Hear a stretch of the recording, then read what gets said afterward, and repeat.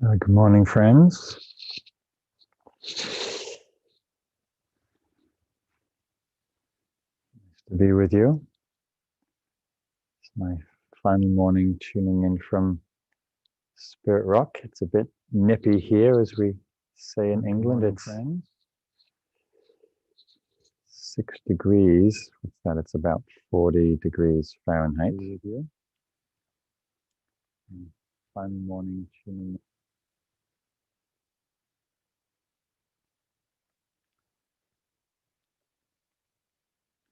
So let us know where you're calling in from, what the autumn is doing, where you are.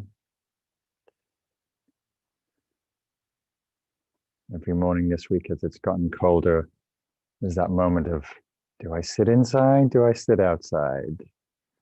Do I put more layers on? Do I stay cozy inside? And I almost stayed inside, and I thought, oh, come on. You're an Awake in the Wild teacher. You're a nature teacher. And look, there's Evelyn showing, like, that's really cold, like snowy, snow-capped. Someone, I forget who that was, calling in from Alaska, Beverly, where it's dark and probably a little cold with the snow. So just requires wearing the right clothes. So, and, you know, like I'm seeing Anne, who's in Wisconsin, is it? How many? Yeah, Wisconsin. I'm sure it's a little chilly there too. So sometimes wisdom and discernment says, no, sit inside, stay warm. You don't freeze in meditation. So,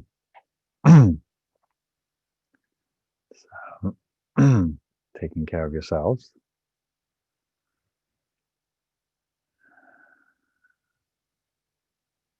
I can see what's that, the steam blowing from my exhale, moisture. So, poem for you this morning called Sometimes, from Mary Oliver. And it's about the reflections that sometimes arise, the questions that sometimes arise when we're outside, particularly when we're walking, I find. She writes, sometimes if you move carefully through the forest, breathing like the old ones in the old stories, who could cross a shimmering bed of leaves without sound, you come to a place whose only task is to trouble you with tiny but frightening requests, conceived out of nowhere, but in this place beginning to lead everywhere. Requests to stop what you are doing right now and to stop what you are becoming while you do it. Questions that can unmake or make a life. Questions that have patiently waited for you. Questions that have no right to go away. So what she's pointing to is the deep sort of contemplative contemplations, when we're in meditation, when we're on retreat, when we're outside, when we have some space and quiet, sometimes those deeper questions come, deeper reflections in life, about life. And as she says, they have no right to go away. Questions that have patiently waited for you.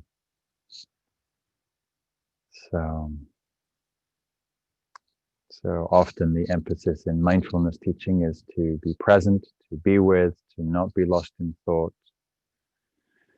And sometimes, more reflective, contemplative process happens, arises, questions, ponderings.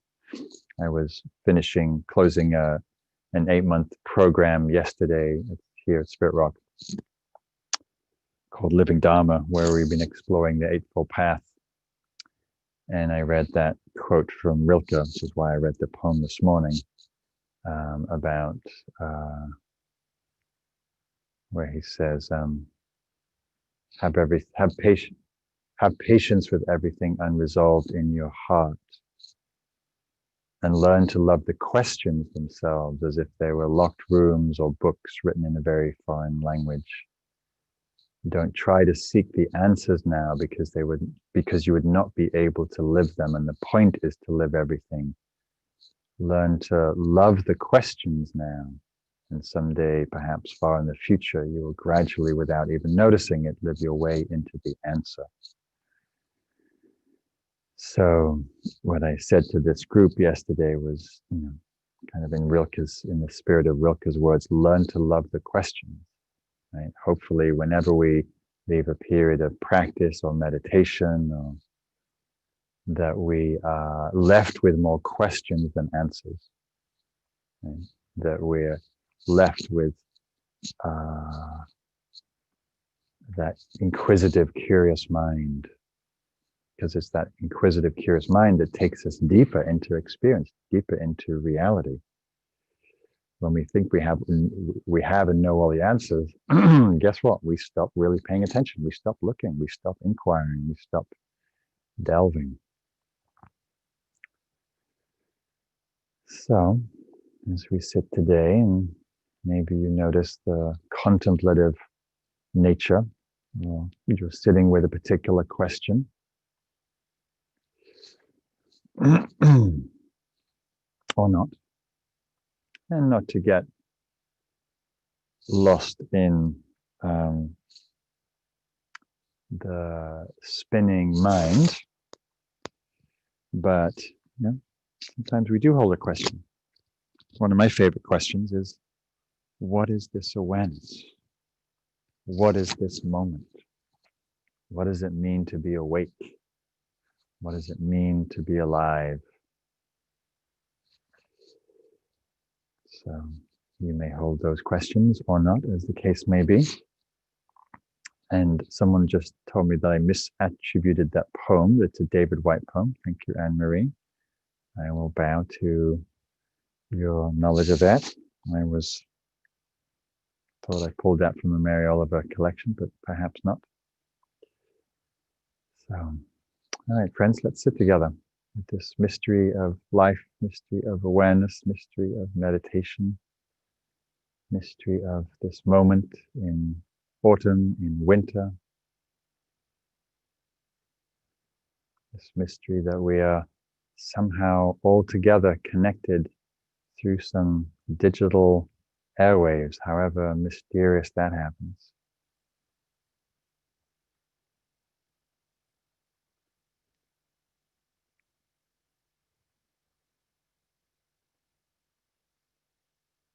So taking your meditation seat.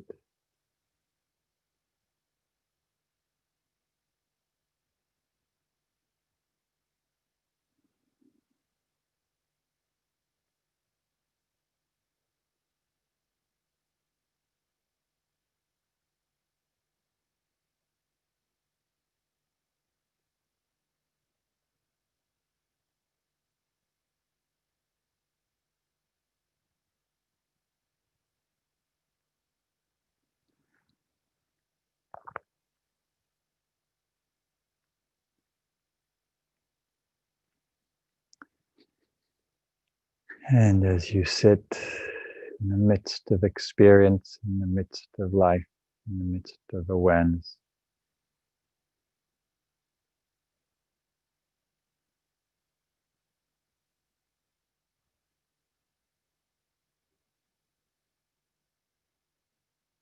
holding a question, perhaps the main koan of life. What is this? What is this moment?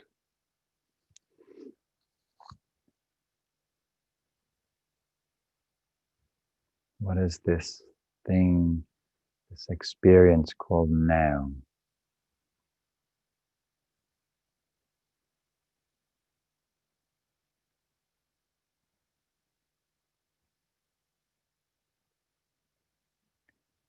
What is this awareness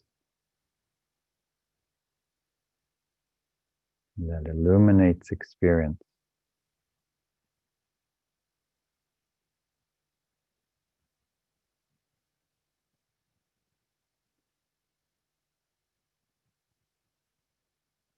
And not to pick up that question to start thinking about it, but to simply hold it as a orientation, a way of being present with curiosity. So we receive each moment, each phenomenon with openness and interest.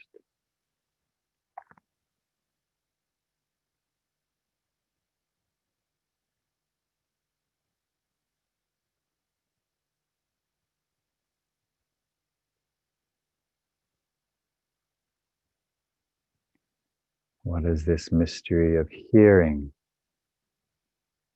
Out of the silence, out of nothingness, sounds appear.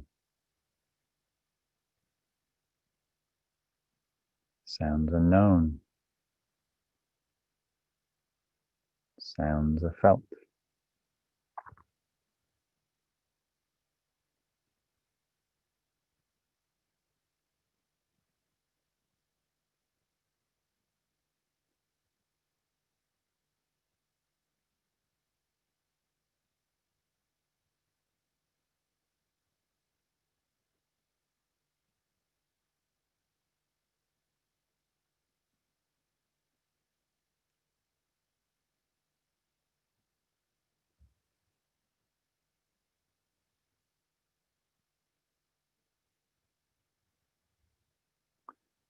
What is this mystery of body? Revealed through sensation, through touch.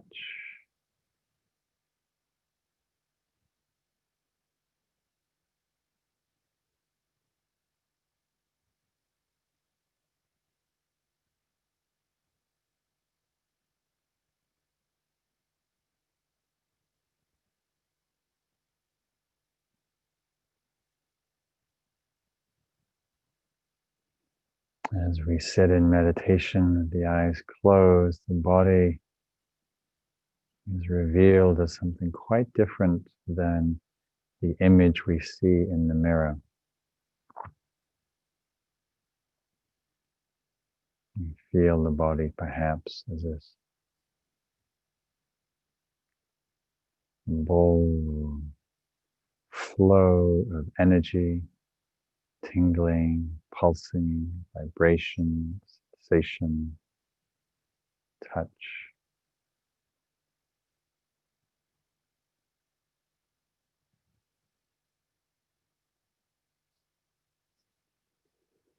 Of space, tingling in space.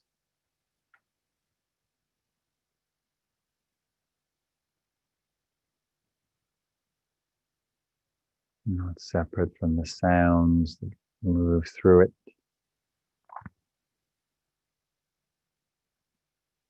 Not separate from that which it touches.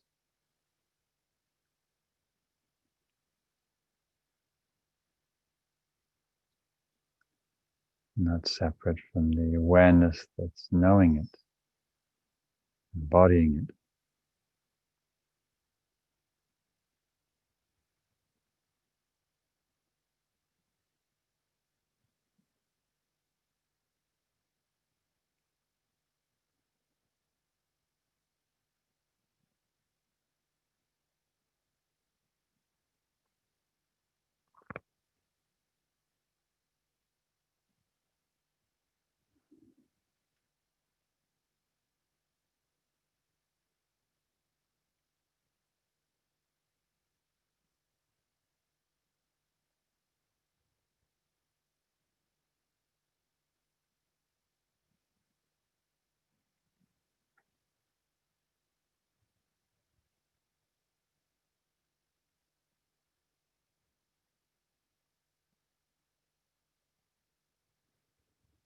Feeling the movement of cold, warm sensation, fire element.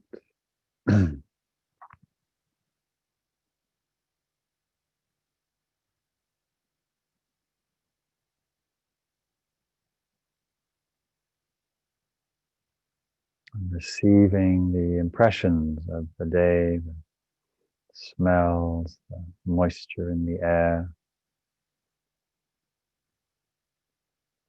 the stillness of morning.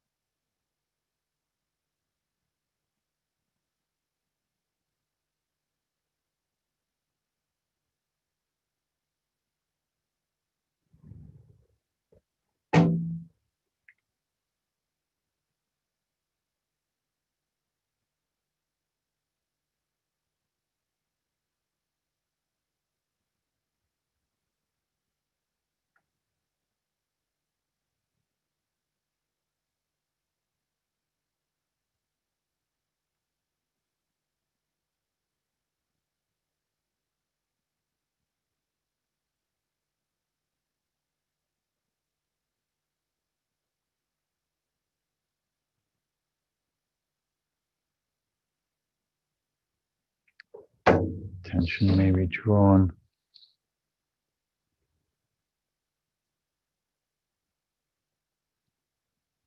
to the breath, spontaneous movement, wave-like, ebbing and flowing, happening by itself, body breathing itself.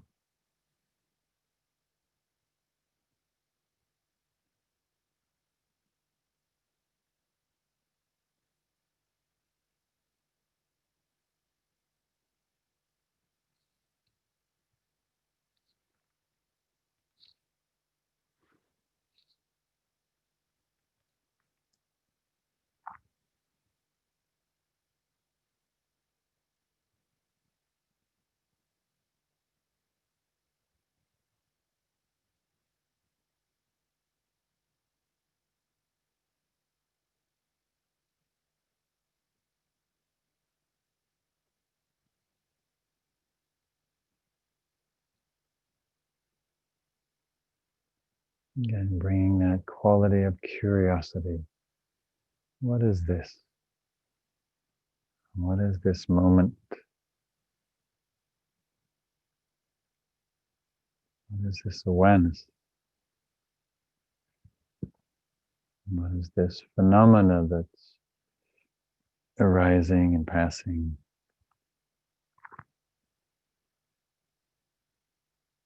Not to think about those things, but to hold with a contemplative attention, curiosity.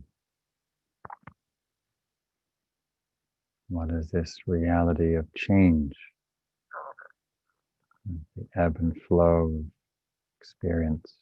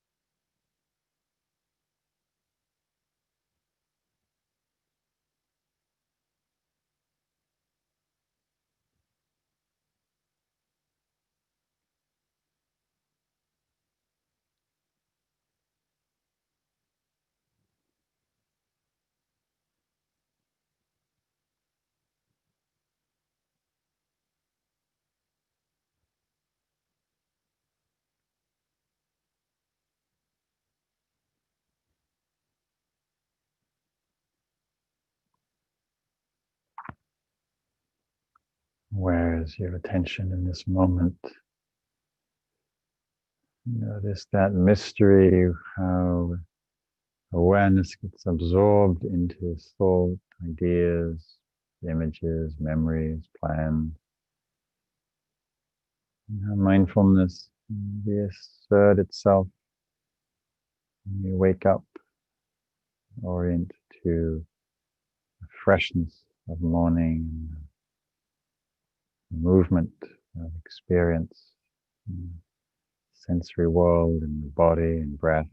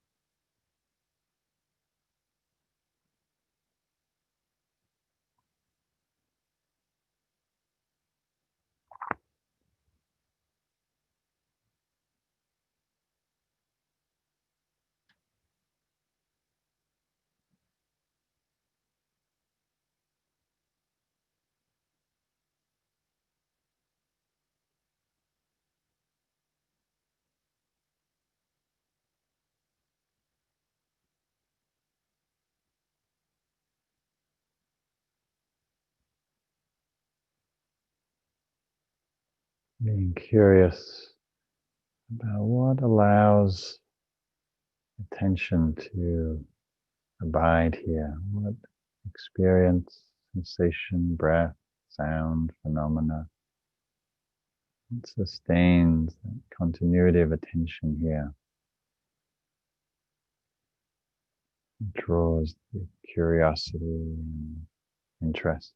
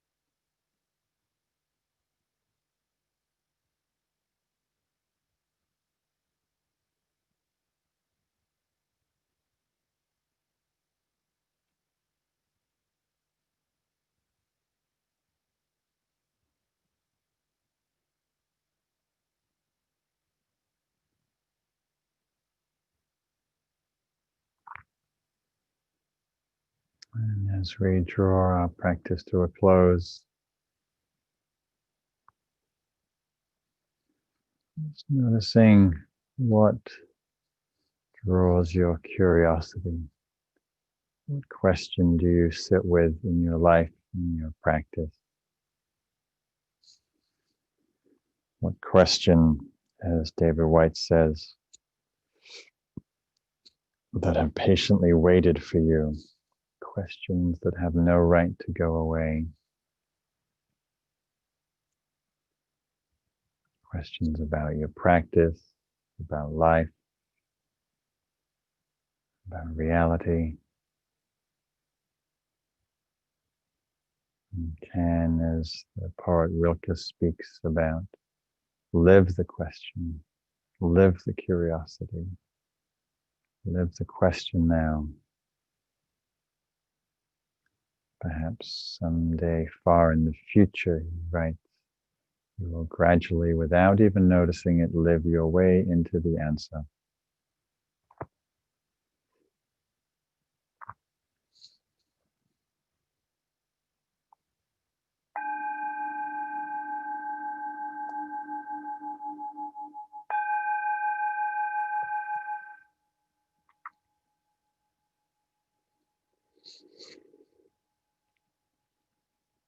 Drawing your practice to a close, and if you feel like it, you may share with us what questions are in your heart, what questions are in your practice. And speaking of questions, I plan to begin to take more questions from you next week.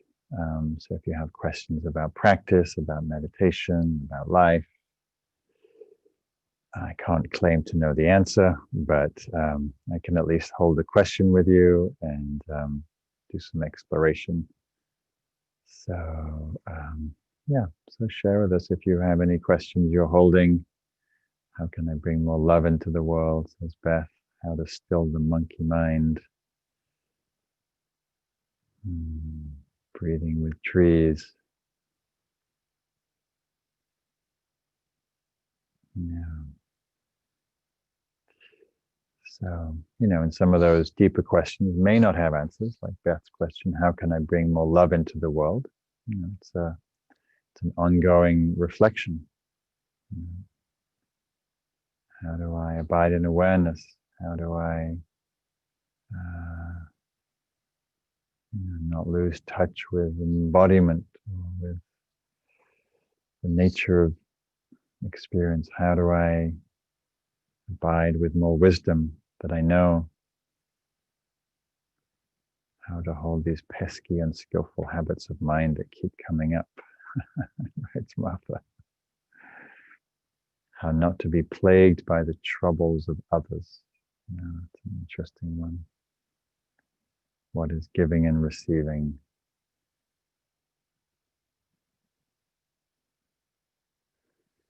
So I'll make a note of these and maybe speak to these, and feel free in any day when we sit together that we share these questions and reflections and musings. And, sometimes there's ways to speak to them. Sometimes there's ways we just hold the question. So today's Friday, and this weekend, to the alumni Awaken the Wild teachers, will be sharing teaching Saturday and Sunday. So please continue your practice with them, and I will be back on Monday. I will be back in Sausalito, most probably, with the dulcet tones of the construction crews. Been enjoying the peace and quiet of the valley and the mist and the silence and the birds. And I'm teaching a day of working on the inner critic today. Some of you may be joining, I don't know. So, and otherwise, have a lovely weekend. Hope you can get outside, even if it's cold and windy and snowy and rainy and whatever it is. All right, friends, take care. Much love. Be well. Nice to see you. Nice to be with you.